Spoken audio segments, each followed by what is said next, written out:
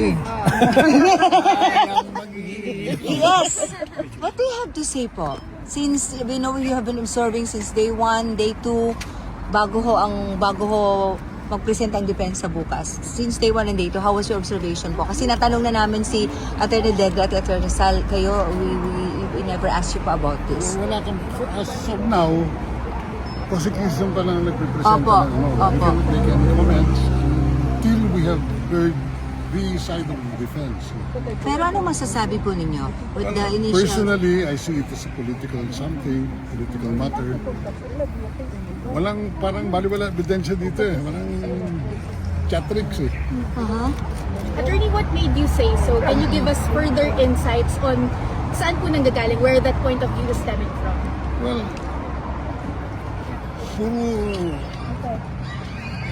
puro storya lahat na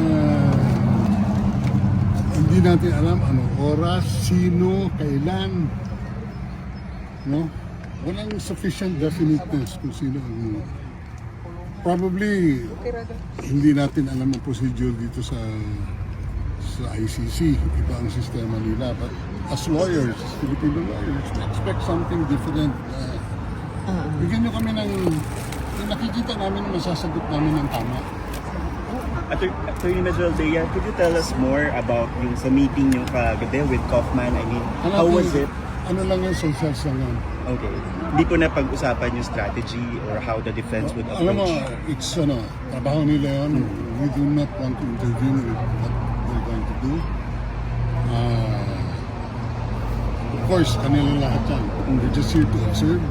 And we were hoping that we could get a glimpse of our beloved president. But unfortunately, hindi pwede. So that's where we are right now. Pero Attorney Kaufman mentioned that every hearing daw, you see each other and then you brainstorm, you deliberate. Dahil parang kinukuha rin ata ni Attorney Every Kaufman. hearing, I mean, at the end of the hearing ata nito, sir, the confirmation hearing charges. the first time we met with him was last night. And the other day when we had a short talk during the lunch break, we didn't talk anything about strategy of the hearing. As you mentioned, kahit this is political, so kahit anong ebidensya. What do you mean by that? So, Hindi, personal na ano ko yun. Alright. Personal observation ko yun. Oo. Bigyan nyo kami ng laman para makita namin ano itong pinagsasabi. Kasi, umpisa sa 3 patay, 4, naging 47, naging 5,000, naging 17,000. Where are we? Hindi accurate. And they're saying it's a crime against humanity. Have you watched yung mga criminal cases ng araw during the times of war?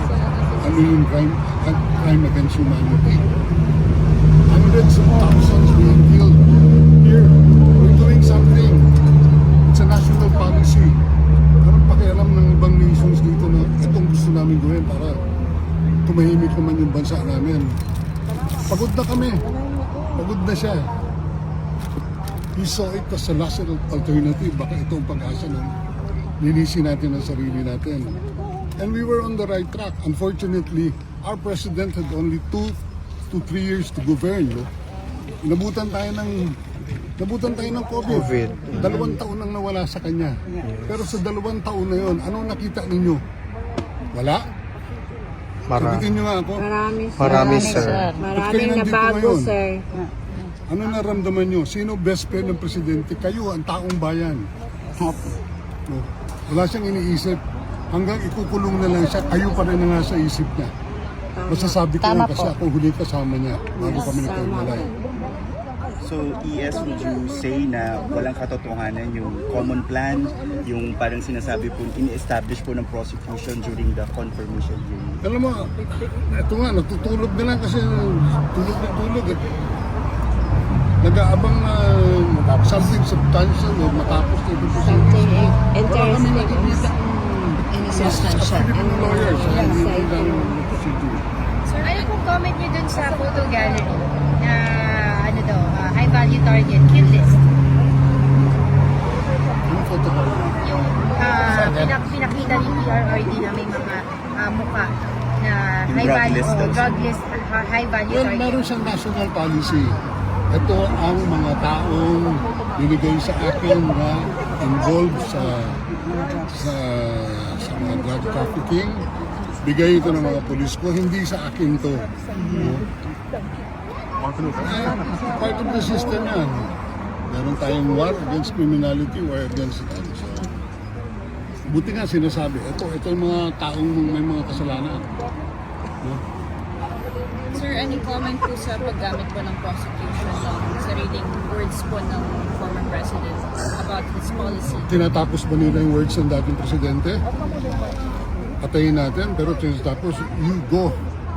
Do not go beyond the law. Otherwise, you're worse than criminality. Basahin nyo lahat yung mga pinagsasabi. Alam nyo, napansin ko, tuwing lumalabas ang boses ng presidente, nabubuhayan ng Pilipino eh. Miski na boses dyan ng nakaraan. Do you think, sir, that the parts of the speeches were taken out of context po sa Obviously. Kasi they're not picking. Ano eh, sinusuppress nila yung anong nasa loob eh. At saka yung mga... Bakit yung nagsosona siya? Ito ang aking war against drugs. What was the most applauded part of the speech? His policies against criminality, against drugs. And yet, he's being crucified now. Attorney Delbra, how would you ang sabi respond po kung ng Malacanang sa prosecution, Claire Castro sorry. na sinasabi niya, hindi dapat na gamitin yung arguments na pagpapadala dito kay PRRD sa The Hague because matagal na daw po naisampa yung mga kaso laban sa kanya. Alam mo, hindi ako makasagot kay Claire Castro kasi minsan parang naniniwala siya sa sinasabi niya eh.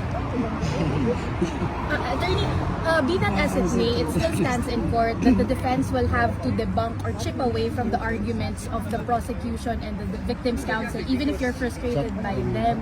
Attorney Salas recommended questioning the jurisdiction, but apart from that strategy, what else would you recommend to the defense counsel on how they could further debunk so that the charges will not be confirmed?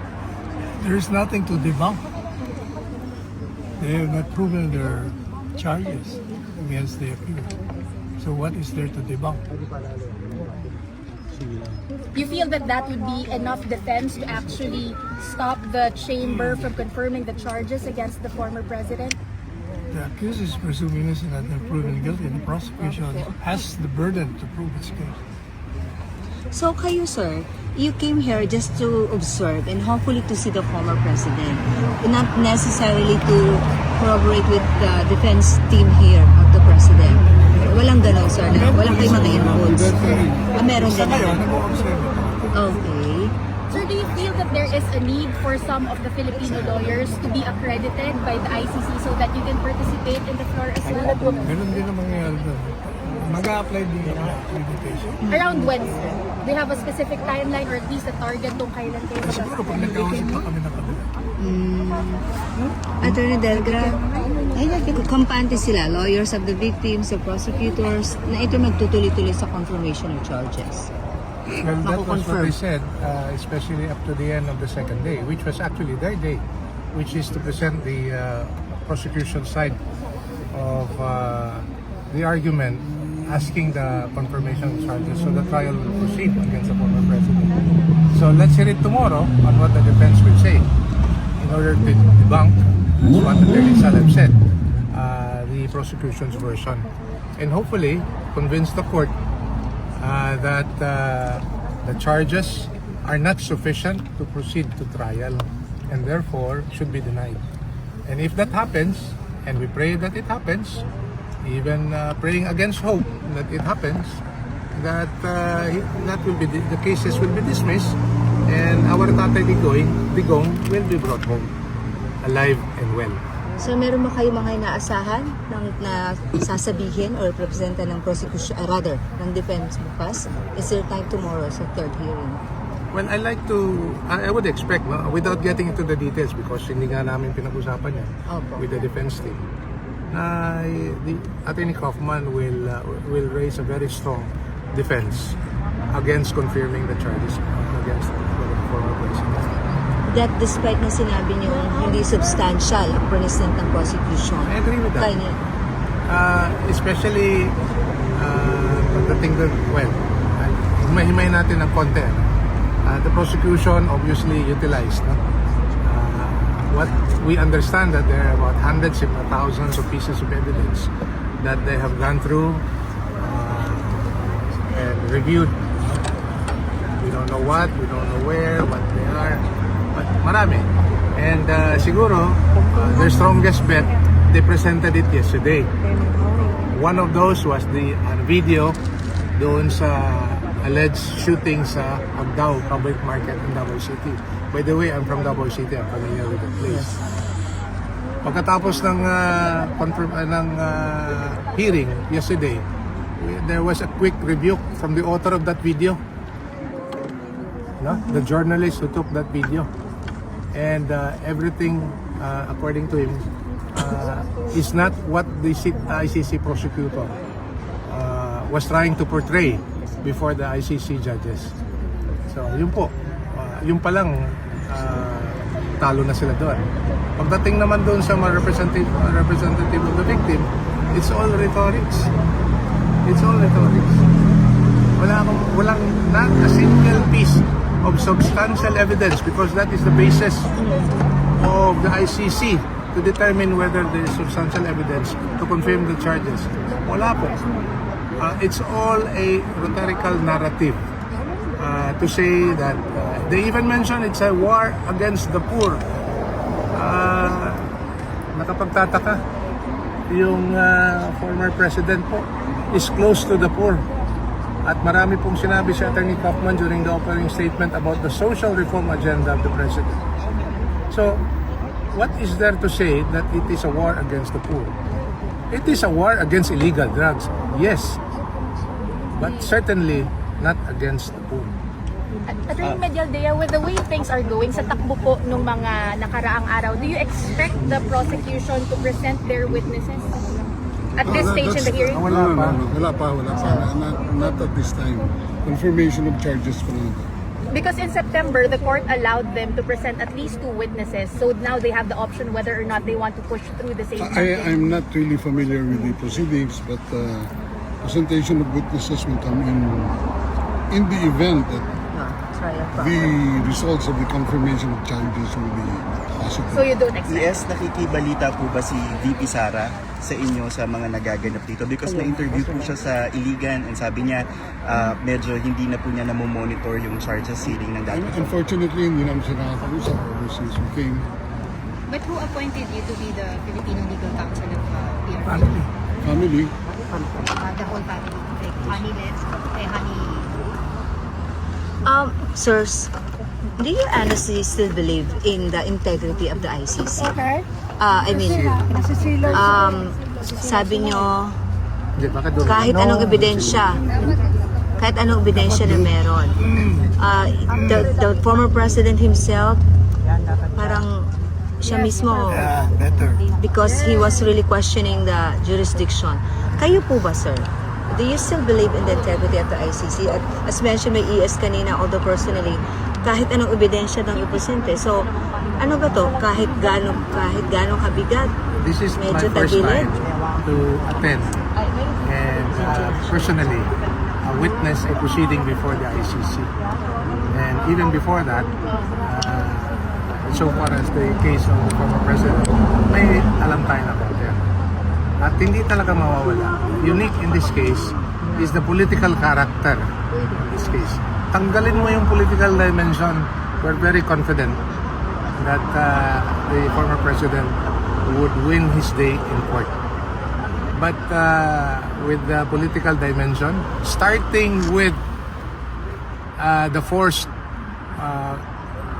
surrender, if I may say, a kidnapping of the president from the Philippines.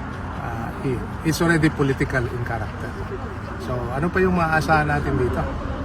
Insofar as that aspect is concerned, not the judicial process. Kasi judicial process, it talks about facts that you need to present and prove on the basis of the facts that would be qualified as evidence, on the basis of the standard by which these charges are being set against the president. Is any one of you And I'd like to say this again. Why is it political? And this is just my personal view. There is a policy of government all across administration na pag may isang Pilipino sa labas ng bansa na inaresto, dinitine, even tried in court, and even convicted, the policy of government across administration from Cory Aquino all the way up to BBM is to exert all available resources of government to bring that Filipino home. You could recall Sara Balabagan and Ante Brazil. I don't know, I think that was during the time of Ramos. And to the credit of BBM, si Sara Jane Veloso, Mary Jane Veloso, who was already serving sentence in an Indonesian prison. Yun ang nakapagtataka. Bakit hindi magawa-gawa dito yan? Sa isang matanda at masakitin, frail as he is now. Manating sabihin former president, itrato na lang natin siya bilang isang Pilipino. Bakit hindi magawa-gawa ng Administrasyong Marcos ito? And that is proof na may political character itong prosesong ito. Yes, and gusto niyo rin po bang mag-react doon sa revelation ni Senator Amy Marcos na may mga pera daw po na meron din na i-turn over sa ICC? Yes, allegedly $2 million. I'd rather see it before making any comment. Any comment? Okay, sir. Attorney Sal, kayo po. Yung about doon sa allegedly $2 million paid to the ICC investigators? Nabasa ko yung affidavit nila, masyadong detalyado. Sobrang detalyado na hindi mo mapapasinungalingan. Nandun yung plate number, pati aeroplano, yung mukha ng mga ICC investigator. Kumpleto pangalan, binigay nila mga pangalan nila. At saka, at this time, dapat meron lang sinasabi si Sandy ko na hindi ko mga tao yan. The other day pa yung press conference eh. And in fact, they are validating what Saldico was claiming pupunta sa mga pera. So on the basis of that, mukhang totoo. Mahirap gumawa ng gano'n. Italyado eh. Ano may inventory nyo? Pati yung mga maleta doon, pati yung mga bundles of pera, nandun lahat eh. Ang tanong dyan, anong gagawin ng gobyerno ito? It's true na they are going after these plunderers. See? Nandiyan na ebidensya. Nag-press con po kanina si Senator Amy showing yung Paimbestigahan daw. Opo, Yes. yung investigation. Mas balat kayo lang yan. Ginagamit lang yan ng mga marino. Mas I'd rather focus on the marine. Sila ang tunay na sasabi ko. I'm not sure kung nasagot nyo na po. May application na po ba for you to become sa ICC as defense team, part of the defense team? As far as I know, my own son, Paulo, has applied for my accreditation. I see. So, meron po bang at araw, expect kayo na makakapasok at nadadalaw nyo na si dating Pangulong Hindi namin Duterte? alam yun kasi may mga requirements, may process yan. So, hindi namin alam how long it will take. Ano na yung panaginip namin na makita siya. Just to have a glimpse. Yes, when was the last time you've seen him? Well, The last time you saw PRR? 11. 15? 14. 14, 15, 16, 17, 18. Ng last month? No. last year? Last year. Last year. Go 1 year na, sir. Alright. How do you feel, sir, that it's going to be 1 year na sa March 12 yung pag-surrender o pag-kidnap kay dating Pangulo dito sa kustodiya ng ICC? I feel sad. Sad for him, of course. As every Filipino. Ako, I was here for 3 months. I was only supposed to stay for a week. It became 2 months, became 3 months. Ako, may nakikita ako mga tao, nakakalabas ako. Nakakapasyal ako, may mga nakakausap ako. Ano kung yung nag-iisa ka doon? Sa edad mong yan. Sa So mga sad. panahong ito na pag-aanggamin. So what's your greatest fear now for the former president? And what's your greatest fear now for the former president? Sal, Greatest fear ko he passes away dito sa bansang ito, hindi sa atin. Sa edad niya yun marami siyang nararamdaman. Saka we don't even know kung this ICC is attending to his medical needs.